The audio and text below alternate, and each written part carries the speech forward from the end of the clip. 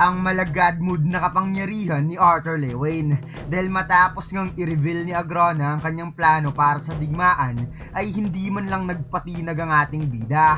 Kahit sinabi pa ni Agrona na mas lalo pang bibigat ang labanan sa digmaan dahil papasok na siya sa second phase ng kanyang plano at siguradong hindi daw magugustuhan ni Arthur ang susunod na mangyayari. Ngunit parang naka-god mode ang ating bida dito mga lods dahil hindi man lang nakagalaw ang leader ng isang division ng Alakrayan Soldier at pinaluhod niya pa na hindi man lang hinahawakan. At ipapaliwanag natin dito mga lods ng full detail ang ranking system ng Alakrayan sa huling parte ng video.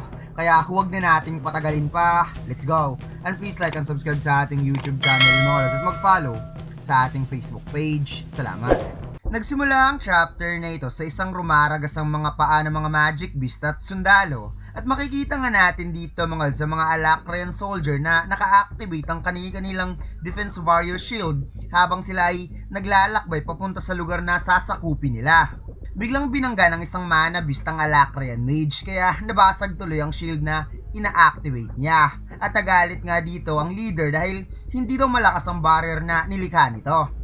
And it's turned out mga lods na kaya pala naka-activate ang kanilang mga shields ay dahil pala sa mga corrupted mana beast na bigla na lamang aatake sa kanila habang isinasama nila mga ito sa kanilang misyon. At masasabi nga natin dito mga lods na may mga specific na Alakrayan mage talaga na direktang nakokontrol ang mana beast since bawat Alakrayan nga ay may tag-iisang combat rule sa digmaan.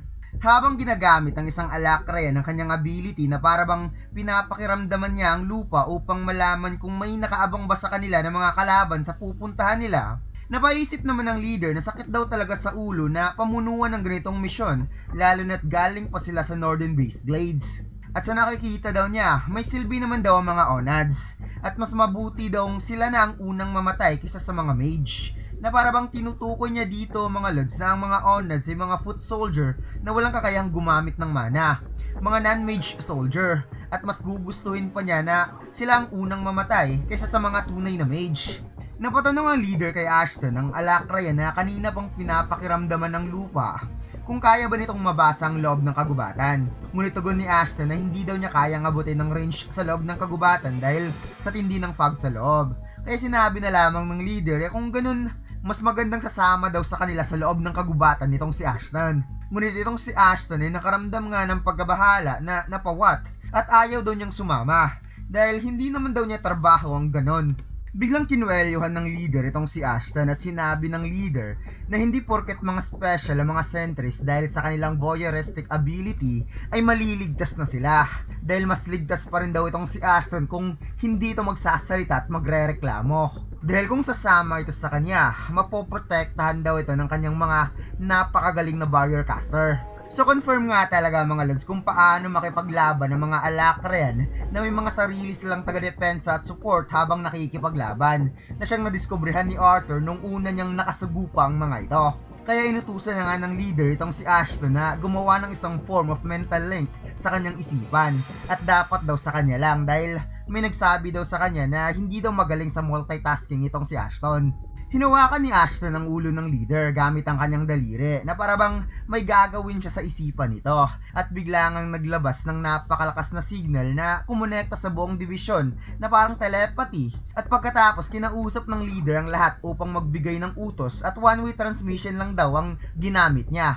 Kaya hindi niya na maririnig ang iba kahit sumagot pa sila sa kanyang mga utos. At yung sinabi ko kanina mga lods na may tag-iisa-isang combat role ang mga Alakrayan, itong si Ashton ay may telepathy ability. Kaya pala nagreklamo siya kanina dahil hindi nga niya trabaho makipaglaban. May binigay ang leader kay Ashton, isang powder na magpoprotekta sa kanya laban sa mga corrupted mana beast na maaaring umatake sa kanya. At makikita nga natin dito mga lods na nagsimula ng rumaragasa ang mga magic beast at mukhang ito ang ipinag-utos ng leader kanina. Napakawalan ng mga ito sa loob ng kagubatan dahil papasukin nila ang lugar na ito. Habang ang leader naman ay napangiti dahil finally daw maipapakita niya na ang kanyang bagong unlock na crest. At kapag ang mission daw na ito ay maging successful, makakakuha siya ng obsidian upang ma-acquire ang emblem kagaya ng kanyang ama. Though hindi pa natin alam mga lods kung ano ang sinasabi niyang crest at emblem, ipapaliwanag natin yan mamaya sa huling parte ng video. Kaagad nga nagbigay ng utos ang leader na maunang pumosisyon ng mga Onads, which is ang mga non-mage soldier, at inutusan din niya mga strikers na pumuesto sa likod ng mga Onads kasama ang mga shields, which is ang mga Alakrean na nagkukonjure ng barrier, at ang mga striker naman ay may hahalin tulad natin sa mga augmenter. Samantalang habang pinapasok ng mga Alakre ng Elshire Forest, kalmado namang naglalakbay ang mga Dicatinian soldiers sa loob ng kagubatan at bigla na lamang nilang napansin dito na pinasok na pala sila ng mga naglalakihang magic beast na para bang isang surprise attack ang nangyayari dito mga lods dahil hindi kaagad sila nakapaghanda kaya marami din talaga sa kanilang namatay kaagad sa pagsalakay ng mga magic beast. At ipinakita na nga dito mga lods na naghudyat na ng charge ang leader ng mga Alakrean at katabi na nga niya dito itong si Ashtan. Habang nagaganap ang matinding laban sa pagitan ng dalawang panig, napaisip ang leader ng mga Alakrean na napaka-versatile daw ng mga Dicatinians dahil kahit ang mga mahihinang mage ay kayang protektahan ng kanilang mga sarili gamit ang mana. Ngunit hindi daw ito magmamatter para sa kanya dahil ang mission daw na ito ay ang pinakamadaling paraan para makuha ang parangal upang mas lalo pa niyang maiangat ang pangalan ng kanyang pamilya. Dagdag pa niya na natutuwa daw siyang pamunuan ng mga mutant magic beast. Hindi daw gaya ng mga secret mission na usual niyang ginagawa na sobrang boring. At sa presensya pa lang daw ay nagagawa niya ng punuin ng kumpiyansa ng kanyang mga tauhan. Paliwanag pa niya na karamihan sa mga sundalo ay mas matanda kumpara sa kanya. Ngunit ang mga runes nito ay hindi halos maikukumpara sa runes niya. At umaasa siya na sana makuha pa ng kanyang ama ang isang maalamat na legendary regalia. Pero alam naman niya sa kanyang sarili na kapag makapasok na siya sa Obsidian Vault, makukuha din niya ang emblem na yon. At siya mismo ang magpapalipad sa House of Vale, hindi lang sa buong Witcher kundi sa buong Alakrea. Na parang sinasabi niya dito mga lads na siya ang magiging rason upang magiging mas makapangyarihan ng kanyang pamilya hindi lang sa lakas kundi sa politika sa loob ng Alakrea since isa palang noble ang leader na to. Biglang nakita ng leader na parang ginawang training grounds ng isang Dicatinian mage ang kanyang mga mana beast na chinap-chap lang naman ito na walang kahirap-hirap. Isang babaeng elf na leader rin sa panig ng Dicatin na sinabi pa niya dito na wala silang iiwan kahit isang magic beast at uubusin nilang lahat ang mga halimaw na to. Kaya ang leader ng Alakrean soldier ay napangiti na lamang dahil ang babae daw ito ang kanyang magiging target, ang unang makakatikim sa bago niyang unlock na crest. Kaya agad niyang inutusan ng kanyang dalawang warrior mage na sina Seren at Marie na mag-focus lang sa kanya at inutusan din niya itong si Ashton na tumabi sa dalawang shield mage at i-relay sa kanyang position in case nasa panganib siya. At heto na nga mga lads, pinaapoy na ng leader ang kanyang espada at kaagad nagdash towards sa leader ng Dicatinians na kaagad namang napansin ng elf kaya nagawa niyang masalag ang atake. Na-realize ng leader na talagang pinoprotektahan ng babaeng ito gamit ang kanyang sariling mana. At kitang-kita nga natin sa panel na ito mga lads na may nakabalot na mana sa elf habang siya naman ay wala man lang kahit kaunting mana na inugment sa katawan. Napansin ng leader na may mga arrows na lumilipad sa itaas at pabagsak papunta sa kanya, ngunit mabilis ngang na-activate ng mga shield mage ang kanilang depensa, kaya napangiti na lamang siya at tinawag pa niya mga Dicatinians na mga hangal na ignorante. Umapaw napakatinding apoy sa buong katawan ng Alakrean leader habang umaatake at si Ashton naman ay pinaliwanag sa kanya na ang mga Dicatin mage ay iba ang kanilang mana readings kumpara sa kanila. Ngunit ang mage daw na kaharap nito ay nasa below mid-tier lang. Kaya habang sumasalakay ang leader ay makikita nating may isang araw sa itaas at sobrang bilis nga ng transition nito papunta sa kanya. Kaya gulat na sinabi ni Ashton na dumapa ka. At hindi nga isang simpleng araw ang dumaan sa likod ng leader mga lads dahil sobrang laki nito at gawa ito mismo sa mana. Kaya na-realize niya na kung tumama daw sa kanyang ataking yon kahit may shield pa ay talagang masasapul siya at hindi makakaligtas. Napaisip ang leader na hindi niya ito dapat pahabain at dapat tatapusin niya kaagad ang labang ito dahil hindi daw siya pwedeng magsayang ng oras sa isang kalaban lang at makikita nga natin dito mga lads na binitawan niya ang kanyang espada habang ito ay nagliliyab na para bang kontrolado niya ang kanyang espada at bigla na lamang itong lumipad papalayo sa kanya na para bang may binabalak siyang atake na hindi mapapansin ng kanyang kalaban. Habang iniiwasan ng dalawang flying slash ng elf, naisip niya na ito pala ang pakaramdam kapag mayroon daw sentry na nakasuporta habang nakikipaglaban. Na sa kabila daw may kakulangan sa offensive at defensive magic ang mga ito. Ito ang dahilan kung bakit sobrang valuable ng mga sentry lalo na sa pakikipaglaban. Nagulat na lamang dito ang elf nang napansin niyang may espada na palang pabagsak sa ulo niya at buti na lang nagawa niyang maiwasan ang atake dahil sobrang lakas nga naman ang ataking ito to the point na nag-crack ang lupa nang ito ay bumagsak at nagkaroon ng matinding explosion sa kanyang harapan. Kaya hindi na nga niya dito napansin na nasa harapan na pala niya ang leader ng mga Alacrian soldier na nagliliyab lang naman ang buong katawan at nag-unleash ng matinding suntok na talagang tumama sa bodega niya. At sa sobrang lakas ng suntok ay talagang tumalsik siya at bumangga ang kanyang katawan sa malaking puno. Kinuha ng leader ang kanyang nagliliyab na espada habang ang elf naman ay nanginginig na napahawak sa kanyang sikmura. Kung saan itinaas na nga ng leader ang kanyang espada at napasabi sa kanyang isipan na sobrang easy win lang daw talaga ang labang nito. Ngunit bigla na lamang nanigas ang kanyang kamay at naramdaman ang napakabigat na aura na parang pinunit-punit ang kanyang katawan habang si Ashton ay napasabing, "Stefan, kailangan mo nang umalis dyan, ngayon na." At makikita din natin dito mga lads na nanginginig na rin ang buong katawan nitong si Ashton at ramdam na ramdam din niya ang napakamapanghamak na aura na bigla na lamang nag-spread sa buong paligid. Subalit itong si Stefan mga lads ay na-knockout lang naman at napaluhod na parang hindi niya nakinaya ang bigat na orang papalapit sa kanya at nanginginig na rin ang buo niyang katawan. Nawika pa niya sa kanyang isipan na hindi niya alam kung ano ang kanyang nararamdaman. Basta feeling niya parang dinurog daw ang kanyang kaluluwa. Ngunit sinabi pa rin niya sa kanyang sarili na siya ang anak ni Carnal Vale, ang tagapagmana ng House of Vale at hindi siya papayag na dadapa lang ng ganito kasimple. Biglang napansin ni Stefan na may isang taong lumapit sa kanya at pasimple lang itong nakatayo sa kanyang harapan sa kabila ng kanyang nararamdamang bigat na halos hindi na nga siya makatayo. At ito nga ang ating bida mga lads na napaglazing lang naman at mukhang parang ginamit ni Arthur ang kanyang kakayahan sa gravity. At ito nga ang unang pagkakataon na muli siyang lumabas at nagpunta sa battlefield matapos ang matindi niyang training sa 4 na veteranong mage ng Dikatin at malaki ang chance na sobrang galing na ni Arthur na gumamit ng gravity magic.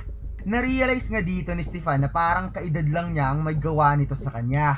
Ngunit hindi siya makapaniwala kung paano nagkaroon ng ganito ka-powerful na kapangyarihan despite sa napakabata nitong edad.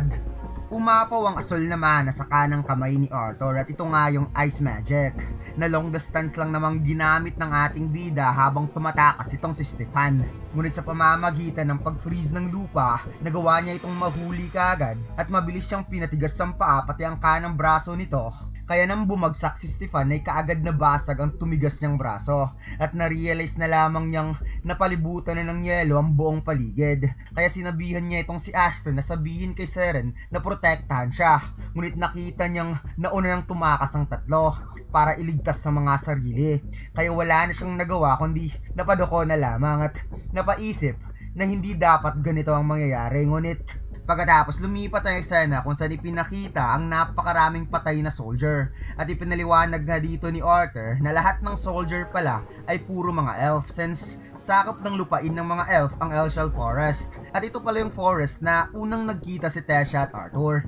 Nagpasalamat ang babaeng leader kay General Arthur at ipinakilala niya ang kanyang sarili na siya si Lena Emares, ang head ng Eleanor ng Southeastern Unit.